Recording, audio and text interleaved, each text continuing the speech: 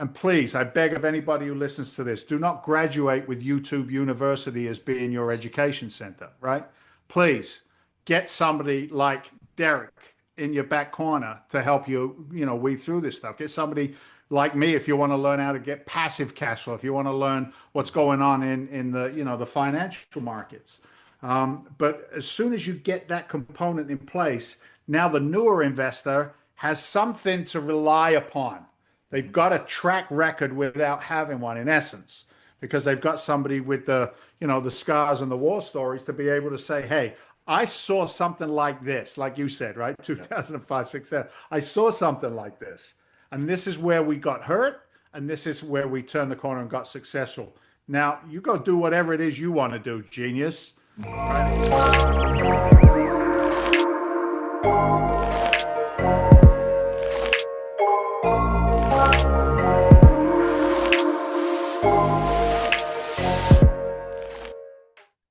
Welcome to the Generations of Wealth podcast. I'm your host, Derek Dombeck, and today's show is it's great, like all of our shows, but it's one I've been really looking forward to for a while, and not for the reasons that you might think. My guest, David Seymour, he did have a TV show called Flipping Boston, had 4 seasons on A&E, and yes, that kind of got his name out there. But when you listen to the show, you'll see why I love it, because he is just as blunt as I am.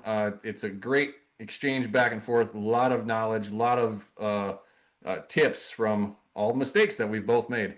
So before that, during the show, we're going to talk about this too, your network. And it's super important. And I just want you to understand that, doing this show and you listening to this show is part of building my network and building your network. So if there's anything that we can do for you, that I can do for you at the Generations of Wealth, don't hesitate to reach out. That's literally what I get from this, is build a network and meet great people, and who knows where it goes from there. So, go to derekdombeck.com, shoot me an email, derek@globalgow.com. Let me know how I can help you. And that's it. We're going on to the show. Let's bring on Dave Seymour. Well, here we go. Dave Seymour, welcome to the Generations of Wealth show. First of all, thanks for being here.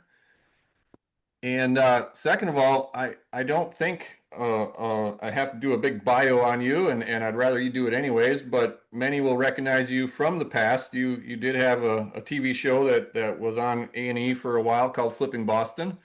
And but let's kind of start at the beginning. Yeah, sure. Who are you, and where do you come from? Who are you?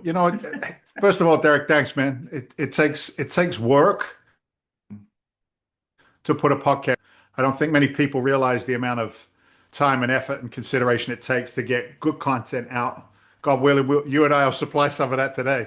But people, people are like, there's so many podcasts out there, and let's be frank, a lot of it is not based in reality. It's kind of speculative. So, I appreciate you putting the effort in. And as much as I'll share my successes and my failings, I know you'll do the same thing. Because for those listening to your show today, I'm going to let you know a little secret. I love a guy in pre-recording who says, this is my audience. This is what they like to see. This is me. I got my butt handed to me in 2007 after starting in 2003, when everybody was a hero in 2003, right? Everybody's good at this game when it's going straight up. Oh, yeah. But it's the guys who can get their asses handed to them and then stay in the game afterwards. So, I'm looking forward to this conversation. Yeah, I had a TV show. Ready? So what? Whatever. Please, come on. It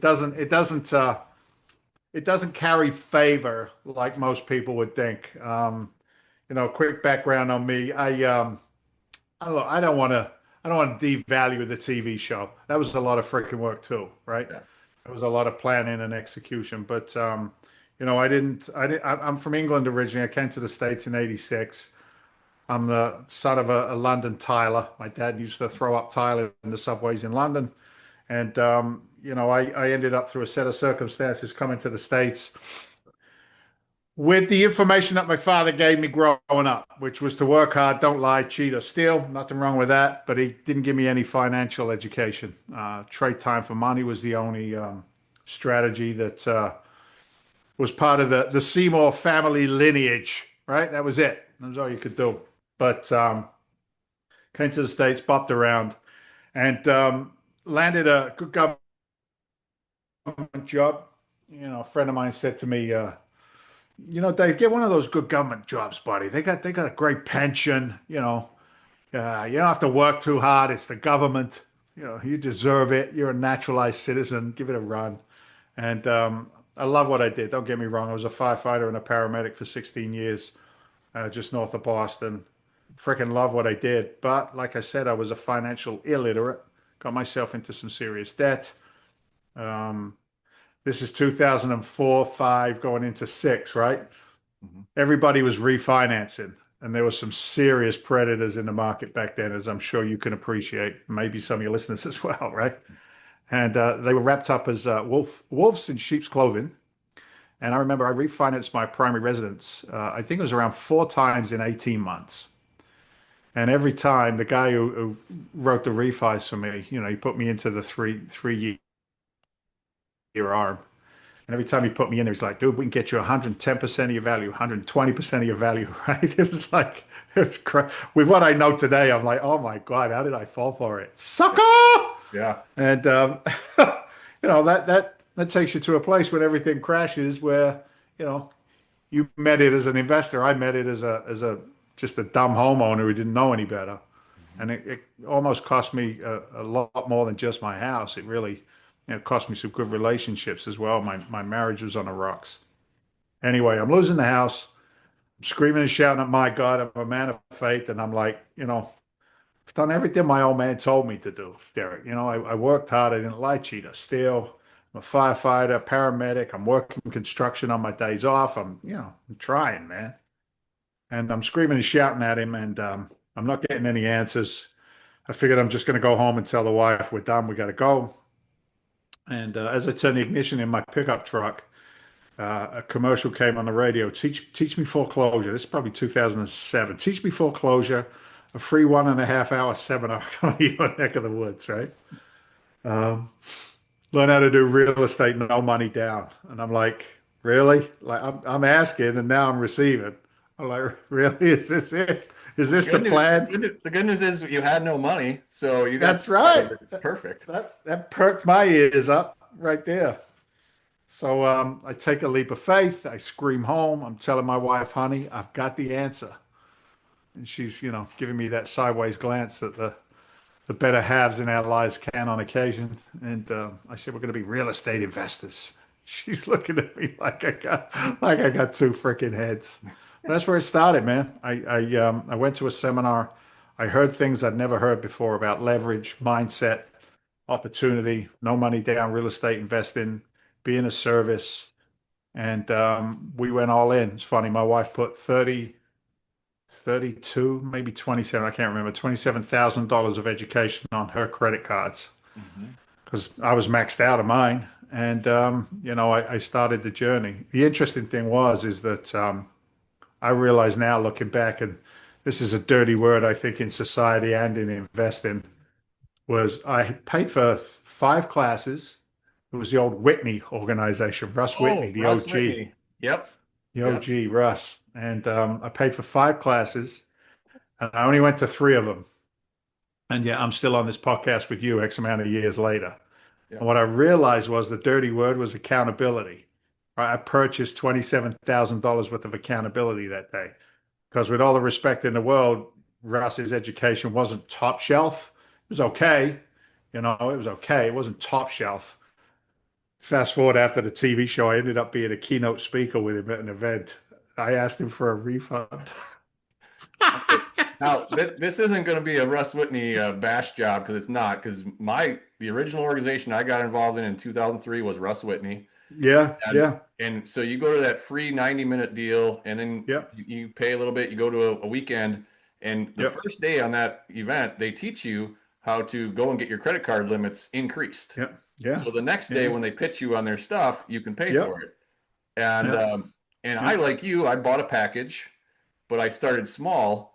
And if you remember back then, they had this, it's kind of new in the internet world, but they had this chat room where we could all talk back yeah, and forth with yeah, other Whitney students. Well, other Yep. Whitney students that bought the big packages are now trying to sell their courses or sell their, Yeah. and back then they also allowed it to be transferable. They Hmm. changed that. But instead of paying 5 grand per seminar, I was buying other people's for 1,000.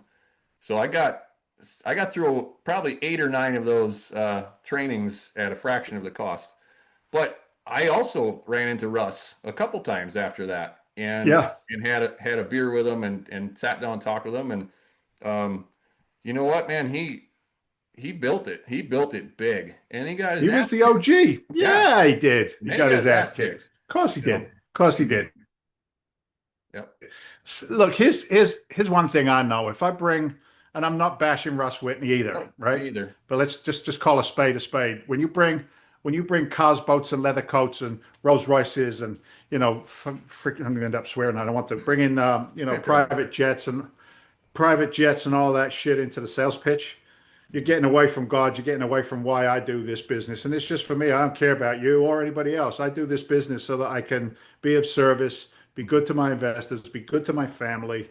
It's not about having a Range Rover downstairs or any of that crap. It doesn't matter. I'd rather drive a pickup truck again.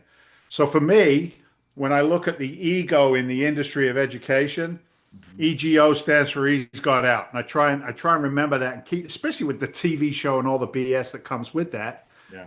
It's like one minute I'm sitting in the firehouse, the next minute I'm on Squawk Box with, Becky Quick and Joe Kiernan and Andrew Sorkin. And I'm like, what the hell? How did this happen? Right. So you Yeah. can get wrapped up in that stuff. But what I did like about Russ is I got the fundamentals. I learned how to talk to other investors, talk to homeowners, talk to realtors, and understand that there's some challenges there also, right? But then do some decent underwriting without getting imaginary. Because as soon as you get imaginary in the underwriting, you're making money on the buy side, realized profits on the sell or the refi. So, I'm forever grateful for that. I'm grateful for that commercial. That was divine intervention for me. But it definitely put me on a journey. And then through being an educator myself after that, like I said, being on stages with Russ and Yeah. keynote speaking and everything else, um, I got recognized by a kid by the name of Russell Brunson, and I was doing a little bit of education. Russ Brunson does what is it, click funnels, like online marketing and stuff. Mhm. And he sent me a link to the TV application, and the rest is history. I ended up doing that show for 4 seasons and 27 episodes. I think it was 27, 29, something like that. So that was you that put in for the TV show, but where did your partner at the time, where did Peter come from on that deal? Yeah, that's a great question. So I was new in my investing career when that all started, and I'd done a couple of deals with Pete, loose deals, maybe a wholesale, I think it was. I'd actually done some construction work and a few other things. Pete was Pete off doing his own thing, Mhm. but I needed to create a story.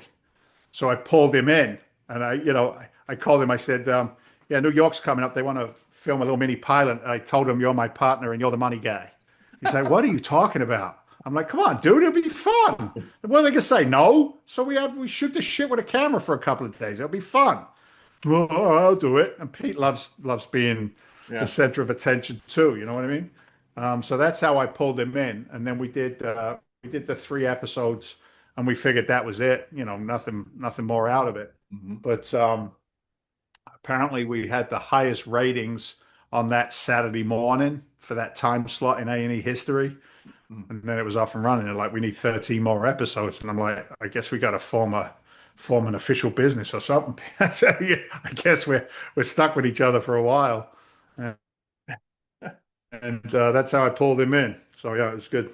There It was was good. an event that my business partner that I had the hard money lending company with in the past, he was at, and Peter was there, and they were talking, and Mm. Jeff sent me a text message. Yeah, I'm here, and Peter Solaris is here. I said, hey, ask him if he could pitch our TV show to A&E called Redneck Rehabs, and yeah, Jeff never did, but yeah, I thought it was kind of funny. He never asked him.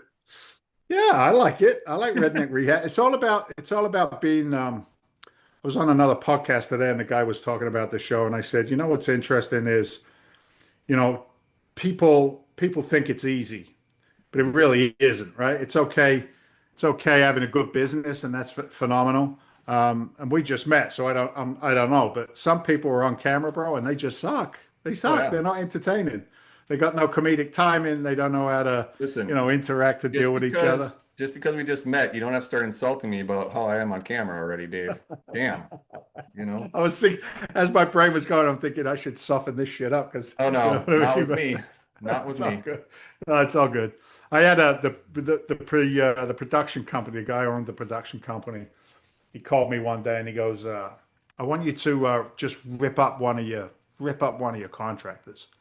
I'm like, "What?" He goes, "Yeah, just rip him up, destroy him on camera." I go, "What are you talking about?" He goes, "Dude, they like the big angry Dave, the construction guy. We want to see more of that. Rip one of the guys up." I go, "No." He goes, "What do you mean?" No, I go, "Buddy, I'm not going to do that to the guy." He goes, "I'll give you $200 to give to him." I go, "No. What's wrong with you, brother?" I said, "I'm not doing it." I said, "And here's why. That guy makes money for me. Hmm. He makes money for himself. He's a good dude." I said, "Why am I going to destroy him on camera?" He goes, "Well, you get better ratings." I go, "I don't care. You're going to be gone one day. Hmm. Nobody's going to know who the hell Dave is from flipping Boston, just like they do today. They got no idea. Whoever's listening Yeah. to this has no freaking idea who I am. They don't care, Google right? it. They like a good story." And Yeah. I'm like, "I'm not going to do that." So, the TV world is kind of cutthroat. It's not a nice place, but it is what it is. You know what it does there? It gives you that expert moniker that we're all looking for as marketers and branders and business owners, right? So that's what it did. But I'll end with this on a TV show. Just because you get a show doesn't mean you're an expert. There's some serious donkeys out there that have got TV shows who don't know what the hell they're doing in their business. So Well, shit, man. Anybody can start a podcast. So that's people it. believe this. Well, That's right. They'll believe anything. yeah, Yeah, they'll believe absolutely. anything. So what's been going on since that? I mean, that was a chapter in your life, but Yeah.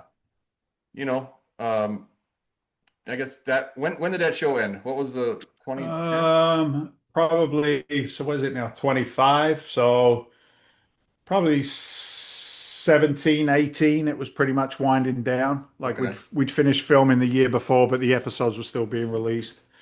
So yeah, it's been a few. It's been a few. Look, I always had business going while we were doing the TV show. I mean, I've always been Mhm.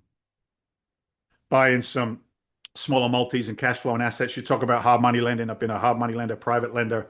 I branded out a hard money lending company off of the TV show.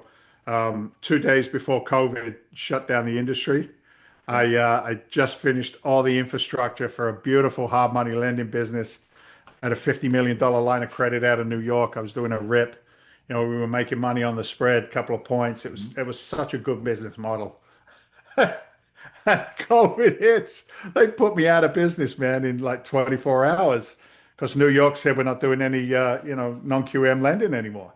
Well, So once it you was know crazy. what killed you helped me because our hard money lending company was all private funds with Yeah, private yeah, individuals. So yeah, when Wall Street stopped buying paper from all the national hard money lenders, our yeah, applications went up by 400%. We could yeah, cherry pick the best deals. Then we had the bigger problem. We had more applications and more good loans and not enough funds. But yeah, yeah. but we could cherry pick and pick the best loans, and it was great. So 2020 was our best year, bar none, and it grew from there. It was also my best year. It sounds like the title of a book. Ready? It Yeah. was my best year and my worst year, right? It was my best year because I learned the lesson that you just described. Mhm. Because that really was it. The end of that hard money lending business and knowing that somebody else controlled the capital, that's what created where we're at today with Freedom Venture Investments and also Legacy Alliance, our education company, is that not having control of the capital really crushed us as a business. Mhm. And I said to my guys, I'm like, we got to go on, we got to flip this over. We got to flip the script here. And we started looking at opportunities in the commercial world and syndicating, raising capital, fund structures, learning waterfalls and how to really take care of accredited investors, not just the individual investors that would be on a deal, coming on a fund structure, etc. And that's what really pushed us in that direction. So it was my best year in that sense, my worst year in the sense of I don't know, maybe 50 grand's worth of infrastructure. I had 16 million in deals in the pipeline when I got shut down. Mm. Good news is I had enough network that I could get those loans funded with other guys like you, Yeah. right, who controlled the capital. So yeah, you learn out of these lessons, man. Fail often, fail forward, and celebrate your failures so you can get some good lessons behind them. Well, enough about you, Dave. Let's talk about me. That Let's do that. that was the lesson I learned in '07 because we talked about Whitney's organization. I was Yeah. buying cash flow properties in Wisconsin, but we were building new construction through the Whitney organization in Florida. Hmm. Hmm. And when we had no control of our business, we ended up with at that time 8 properties in Florida, all under foreclosure. Yeah. And that's when I made that switch. So I and everybody that listens to my show knows this. I don't have anything against institutions or banks, but personally, Hmm. I don't use banks for real estate deals. I won't say never, but that was the lesson I learned way back then. And it doesn't matter It's a how great long you're in this conversation. business. It's going to humble you at some point, right? It is. And if you haven't experienced it, then you're not seasoned, right? Yeah. The argument is always, why wouldn't you want bank money when it's the cheapest, Yeah. right? That's always the argument. And I get it, but opportunity cost is never figured into that equation. You know what I'm saying? Like And nobody understands the speed of execution. and And we all know control. that, right? And control. We all know that the bank is not gonna move in the timelines that we want.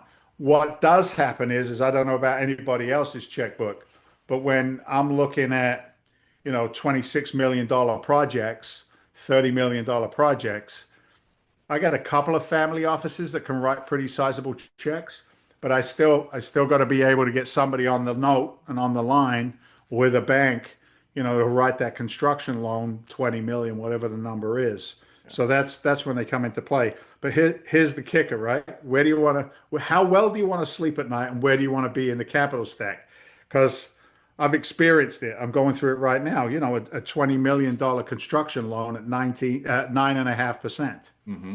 So think about that, right? Think about that. How does that make you feel at night? So you better have a decent team around you to execute. So it's all relative. It's It all is. relative at the And, end of the day. and the other side of that is scaling. I think most people, like when we scaled the hard money lending business, your profit doesn't scale incrementally to the effort. You can Right. have you can have a hell of a lot more loans out there, and now you've got to service those loans. You've got more defaults, more overhead, more Yeah. staff, Yeah. um, Yeah. and like a $20 million project. In the end, is it worth the stress compared to a $5 million project? I don't know the answer, but oftentimes bigger is not better. I would agree with you. And here's the thing also, what most people don't realize when they make that transition, if they choose to transition into into the private equity world, the syndication world, the multifamily world, they don't realize from an operator standpoint, it's incredibly capital intensive on the front end. And it's you as a company or you as an individual that's stroking those checks. So any reserves that you have can very, very quickly, get gobbled up by a project. And then if you don't have a stabilized project within 24 months, 36 months, whatever the case may be, you're not sitting in any cash flow. Mm-mm. You ain't making any money, right? You're managing your ass off for nothing. So that can be incredibly incredibly challenging to say the very least. So it all depends on somebody's DNA and how far. The best negotiators don't just respond to objections. They dismantle them before they ever come up. Inside Elite Negotiations Academy, you'll learn how to spot concerns early, address them with confidence, and keep conversations moving toward a yes without pressure or games. We walk through real negotiations, real objections, and real outcomes, so you know exactly what to say and why it works. It's not about slick sales tactics. It's about understanding people, earning trust, and leading the conversation. Join now for just $49 per month for your first 3 months at EliteNegotiationsAcademy.com. Because the best way to overcome objections is to never give them a chance to grow. They're prepared to go. Yeah, and then you might find yourself getting shiny object syndrome because you're not cash flowing the project that you're managing, but you need Hmm. to eat. So Hmm. now you start changing your attention to that project onto something else that hopefully is going to bring in some short-term capital to keep you propped up. Yeah, this is shit that most people don't talk about. And the thing is, you can hear it on this show, you can hear it from Dave, you can hear it from me, and people are in their head, they're like, yeah, that happened to Dave, but that ain't going to happen to me. I hope it doesn't, but we've been through these market cycles, and when I talk to people that have only been in this business for the last 5 years, or maybe even 7, they've not been through a cycle, and I'm excited about where we're going right now. Most people I are am as well. freaking out. Yeah. No, I am as well. What's interesting is one of my mentors said to me earlier on, I was umming and ahhing over some kind of mentorship or investment education check I was going to write, whatever. And he looked me in the eyes. He said to me, Dave, you're going to pay for your education one way or another, or you just keep flapping your gums and you do nothing. And unfortunately, that's 90%, of the real estate marketplace. Everybody talks a good game. They say they're an entrepreneur, but they're really entrepreneurs. And he said to me, he said, Dave, you'll pay for your education one way or another. Now, it's okay either way, but don't think for 1 second it's not going to happen to you unless you've invested in somebody else's mistakes, which is really what our education is, right? Yours and mine. When we train somebody, when we mentor somebody, we're not reading the manual first and going, okay, the manual says step 1, we do this. We're not doing that. Right. We're looking at our own track records, our own successes and failures, and then creating and pulling down systems out of that somebody else has a high expectation. If you do what I did, you have a high expectation of getting the same results.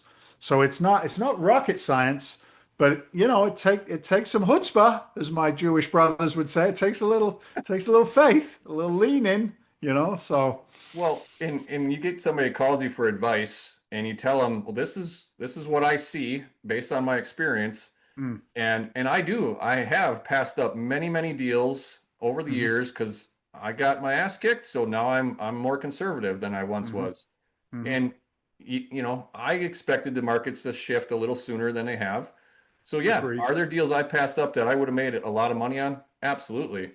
But I know I didn't do the deal, but I still slept at night. Now you give that advice and they're like, okay, thanks for the advice. I'm going to do it anyway. And maybe they do well, maybe they don't.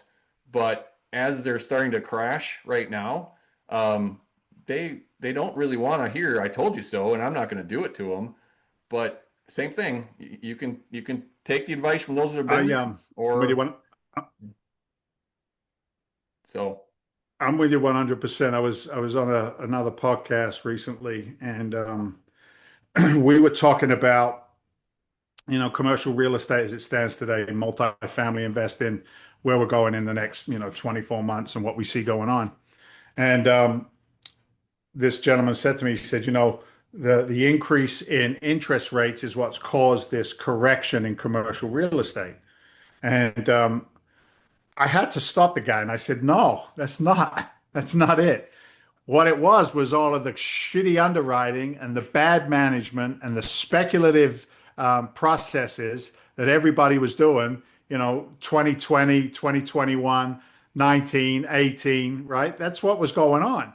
And I said, nobody looks at that. We make our money on the buy side of the equation. Nobody looks at that. They say, okay, the interest rates reset. No, you numbnuts. You should have been doing conservative underwriting, to your point, that protects you against as much of the stresses that are out there. Look, can anybody have predicted, COVID and Joe Biden with an open checkbook and all of that crap? No, nobody could have predicted that. But the slim deals that were done in the marketplace, those are the slim deals that excite me today, because it took out the trash, it took out the wannabes, it took out the speculative investors, and it puts guys like you and I in a position to your point again, start to cherry pick, what's available in the marketplace. So I think we're on the verge of some really good stuff. Well, I really kind of giggle as I look at the Florida market right now. I mean, my social media, the algorithms just keep sending me crap about Florida, almost like poking me from 20 years ago. And it's saying, Cape Coral, Florida, there's realtors that won't even take listings because there's no buyers, and it's just turning into a ghost town. And it's the same shit that we saw back then, right? It's getting overdeveloped. People Hmm. are putting up, subdivisions with 1,000 properties in there and Hmm. thinking it could never happen again. Well, of course it's Hmm. going to happen again. We see this cycle every 10 Yeah. years. Yeah. Yeah. And this one's a little long, but of course it's going to happen again. Too many investors, too many speculators that, when the majority of the homes in that subdivision are owned by investors and not homeowners, and they start panicking and dropping their prices, it devalues the entire area. Yeah. That's not Yeah. rocket science either. That's just math. You know what's interesting is I'm in Cape Coral. I'm in Cape Coral. I'm in Fort Myers. We built a lot of our business off of that market, but we did it 4 or 5 years ago. What's interesting now is I'm sitting primarily with land in those markets, and some serious investors are like, land's not a good deal. And I'm like, you're right, land isn't a good deal, but what you do with the land is a good deal, Mhm. right? So it's always supply and demand ratios, and can I find delta for an investor? So we've got one piece of dirt, and I'll make the story brief for respect of time. But I got this one piece of dirt. It's on a massive thoroughfare in Fort Myers, down at Fort Myers Beach. Perfect, ideal. We started with a mixed use. We were going to build a mixed use asset. Mhm. Then we got a hurricane or two come through there, right? They have these things called hurricanes, Yeah, it in happens. Boston and Minnesota, right? We get snow, right? They get Yeah. these things called hurricanes, and that like threw the city in chaos. So that slowed us down. And during that period of time, out came the money, and the construction numbers went up. So that didn't work anymore. So we doubled back. Like as an investor, you got to be able to pivot and move, right? So we double back again, and the yacht and country club across the street from where our land is says, "Hey, we're sick and tired of the residents cutting up our beautiful tennis courts to play pickleball. Will you build a pickleball facility for us? We'll give you 1,000 memberships, 1,000 memberships at $2,500 a year." We said, as a matter of fact, we'll build you a pickleball court. So we start getting our construction numbers in, and as we're about to go forward with that, the dollar store next door, empty box store, brings in some national pickleball company. So like, okay, we're not building a pickleball court. So Yeah. now we're in a position where we're looking at a what they call flex space down there, which Mhm. is maybe a cabinet manufacture company with the manufacturer in the back and the showroom in the front. So being able to pivot. Now the reason I bring that up is because that's right in the markets that you're talking about, where we're getting nothing but negative press. I love getting negative press. Yep. I love my market getting negative press because now all of the wannabes are getting pushed out again, and we're beginning to see these pockets of opportunities, not so much in residential because it's a challenge, but in commercial. There's still a huge population in Southwest Florida that shows up every 8 months of the year and wants to spend money and go to the hospital and hopefully not die in Florida this year, right? You know what I'm talking about. Yeah, it's So heaven's they're waiting showing room. up. Yeah. Yeah, God's waiting room. So Yeah. we service them. We service them always. But again, you got to educate, not speculate going on this stuff for sure. For Well, sure. and that's another part of the cycle that most people don't talk about or think about, especially if you're only in residential or you're only in commercial. Yeah. So if you go and see a market where they're building up a ton of residential homes really, really quickly, now they don't have the commercial infrastructure to support that many homes. Where's the next opportunity? The Yeah. commercial. Then the Yeah. commercial gets overbuilt as they catch up to demand. And Yeah. now it's typically the part of the cycle where they need more residential. So being flexible, as you said, and knowing this, um, we've said it a few times, it's not rocket science. It's just Yeah. kind of basic. It's But confidence. It's confidence, and look. I don't want to beat the dead horse, but you're so on the money. I can only say these things because I can look backwards, right. right? And the new investor stands there and is bombarded. Like, think about the education space, is bombarded with so much information. And please, I beg of anybody who listens to this, do not graduate with YouTube University as being your education center, right? Please get somebody like Derek in your back corner to help you, weed through this stuff. Get somebody like me if you want to learn how to get passive cash flow, if you want to learn what's going on in the, the financial markets. But as soon as you get that component in place, now the newer investor has something to rely upon.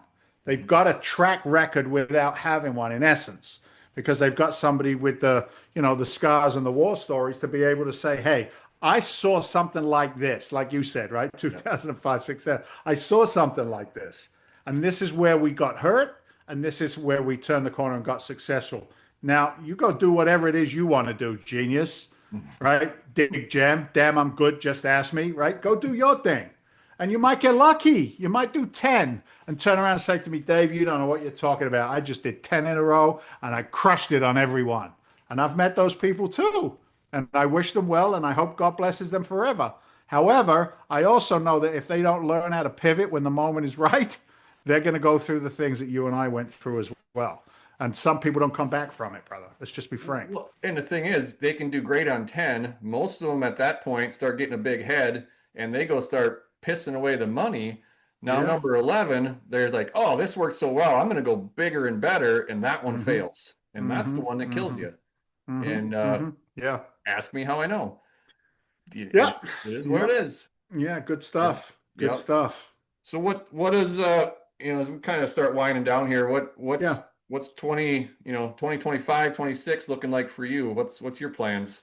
Yeah, so two-pronged approach. So one of the best internet marketers I know is a gentleman by the name of DC Fawcett. Yep. And DC and I were, we've done this over the past 12 or 13 years, crossed each other's paths and always looked at each other and went, I like what you do. I like what you do, and then not connected again. So a couple of years back, I met up with DC at an event and we were just shooting a breeze, grabbing lunch. And we kind of brainstormed out a process, which I still feel is going to be just huge for us going forward.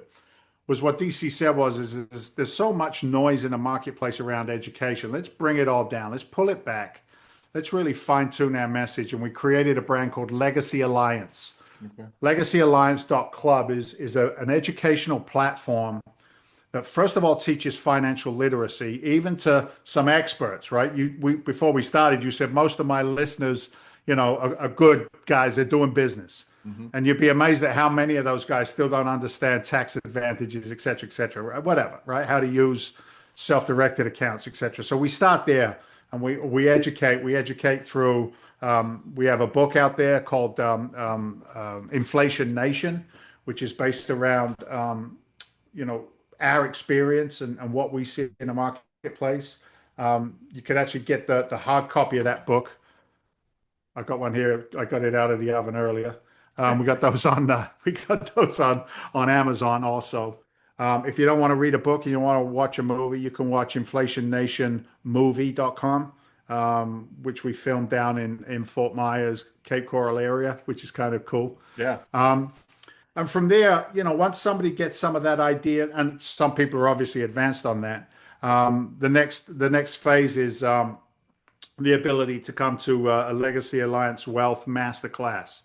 And in there, it's a free class. And basically what I'm trying to do is get somebody up that gradient of commercial multifamily investing as quickly as possible. Now, I'd love to tell you I'm doing it for altruistic reasons. I'm not. Well, why is it free? Because I want them to understand the business. Because the amount of deal flow that's coming into the market, 25, 6, and 7, is going to be unprecedented. I honestly believe that because of the amount of crap that's going to reset.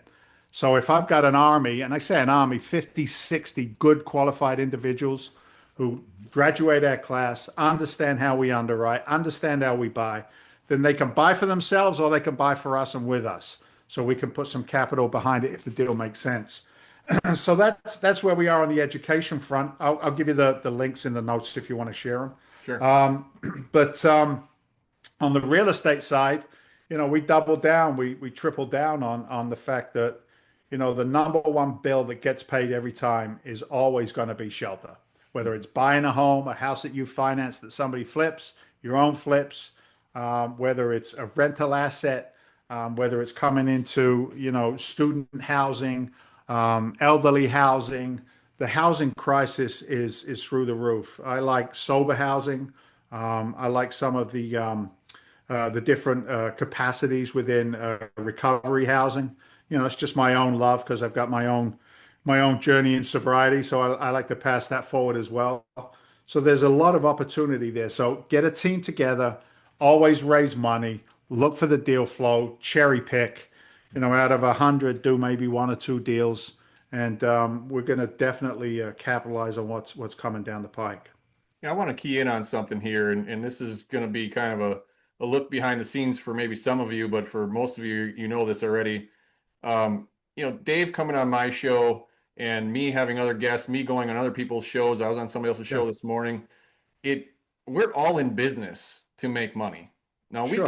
we can do this and give back, and yes, we love doing that. But the reality is, just like Dave pointed out, he would love to educate people. Why? Because that helps them and it helps him. I do the same thing. Quite frankly, I know DC Fawcett, or I've met DC Fawcett. Dave and I have met a lot of the same people. But the reality is, if I didn't have this podcast, I probably wouldn't have met Dave. For sure. And you know what? That's good for both of us. And It it's is. for all of you listeners, because if you listen to this a year after we're recording this and you're like, hey, Derek, could you put me in touch with Dave Seymour? Mhm. Yes, I can. Mhm. Or Mhm. vice versa. Mhm. Like, build your damn network. That was the biggest mistake I made in the first half of my career is Yeah. I didn't build a network. I was a closet investor. And, as you're dropping names and I'm dropping names, most of the people that we know and that we associate with are going to be quality people, because I don't associate with assholes. I have a no assholes policy in my business. Yeah. I love that. You I know, love that. so Here's I'll a get off my little. soapbox, but No, you're good, because I'm gonna get on the soapbox with you, and I'm gonna throw a little tip out there. You already know this. When I go on to somebody else's podcast, I have a massive amount of respect for the person who's running that podcast, right? Massive amount of respect. I am never, ever, ever, ever in the business to bring somebody down to build me up. yeah, And you know full well that you can go on a 20 podcasts where that's what they do. They mhm. come at you, they're trying to play gotcha, whatever the case may be. I want to come on your podcast, and I've learned more about you in talking to you a little bit before the podcast and now on the podcast to say, I like that guy. I like his business acumen. I like the fact that you're a straight shooter, no fluff. All of those things are attractive to a guy like me, right? So if I can exalt you by association, it's good for me, man. It's Yeah, always good for me. yeah, So for your listeners, as and when you join the podcasting world, learn who you're talking to, and give them the kudos they deserve for the work that they've done to have a format in which you could talk about yourself. Because at the end of the day, that's what this is, marketing. This yeah. is marketing and relationship building. And without getting corny, but it was Russ's 101, man. Win-win situations, right? Let's make it a win-win. And Yep. it sounds cheesy, but it's reality for sure. For sure. 100%. Yeah. Well, Dave, I got one last question for you. What is one question I should have asked you that I did not? And it can be about anything. Yeah, that's a great question. What is the one you should have asked me that you did not? Um,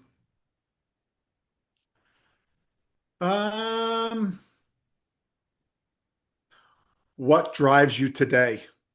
I guess that's really it. What's the driver today? What do you get up for? Now you're going to want me to answer that, aren't you? Absolutely. You could have gave yourself a little I softball, could have but given no. There's no point in giving yourself a pass. It makes no sense, right? yeah. So I'm going to be 59 in October, Derek, and I know for me that I'm not going to retire ever. Mhm. When business gets tough, I have enough experience to create cash flow in a number of different areas. So what am I motivated today? It's always been my faith and my family. Those are the motivations. And I'm the father of a 30-year-old kid who's married, 15-year-old son, and a 13-year-old son. So, I've been blessed to raise boys, Mhm. and I'm motivated for them to be incredible givers in their communities going forward. And look, if you're listening to this and you think this guy's full of shit, God bless you. You shouldn't be listening to me anyway, right? But if you listen to me and you say, okay, I resonate with a little bit of that, It's about God. It's about faith. It's about loving my fellow man to the best of my ability, doing good business, doing good works. And the magic of that, brother, is my boys see that, God willing, as an example, Mhm. and leaning in at church and trying to do some good stuff. I'm getting closer to meeting the big guy. So, I can't screw it up at the end. You know what I mean? Make a detour. So that's what gets me going today. Yeah, and I live by the mantra, live every day like it's your last, because one day it will Yeah. be. Yeah, And well, and you sure. just never know. Yeah, Well, for sure. For sure. Dave, I think those are awesome words to end on. I truly appreciate your time and you being here and you know, I I know you're a big celebrity, but you gave us a little bit of time, so thank you. I ain't that cool, man. God bless. All right. Well, for everybody else, you know the drill. Go out there and do everything you can. Share this episode, share the Generations of Wealth, help Dave and I grow our networks so that you grow your network. That's what it's all about. Until the next one, go out and live your vision and love your life. See ya.